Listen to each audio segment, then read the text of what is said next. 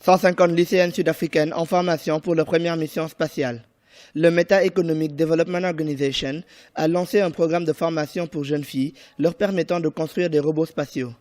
Objectif, faire des lycéennes de toute l'Afrique les initiatrices du premier satellite africain en orbite. Les jeunes filles ont commencé à concevoir les 10 satellites qui devraient être lancés d'ici à la fin de l'année 2016. Ce programme a pour objectif d'attirer de plus en plus de filles dans le domaine scientifique et technologique. Il peut leur permettre de faire carrière dans l'astrophysique ou la recherche spatiale.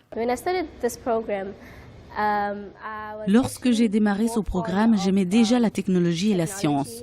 Quand j'ai décidé de poursuivre mes études dans ces domaines, je pensais plus à devenir ingénieur. De ce fait, ce programme devrait beaucoup m'aider en termes de compétences en développement scientifique, entre autres compétences de base pour l'avenir.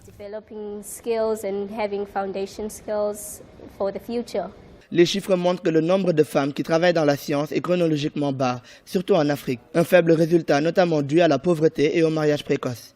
Le satellite en voie de conception au MEDO devrait permettre de mesurer la température, mais aussi d'enregistrer des sons et d'identifier la radioactivité dans l'espace. Le MEDO ambitionne d'offrir le premier satellite privé africain et nous avons décidé de laisser de jeunes femmes le concevoir et l'assembler. La plupart de nos derniers ateliers n'ont concerné que de jeunes filles qui sont venues visiter nos locaux et voir le travail des ingénieurs satellitaires. Elles ont pu comprendre à quoi servaient les satellites. Le futur satellite va ainsi avoir un orbite polaire autour de l'Afrique pour nous aider à faire face à nos propres problèmes dans 10 ans. And they want to focus particularly on Africa and the problems that they will be facing in 10 years' time. Le premier projet du genre du MEDO a attiré des candidates de la Namibie, du Malawi, du Kenya, du Rwanda et du Ghana, en plus des Sud-Africaines.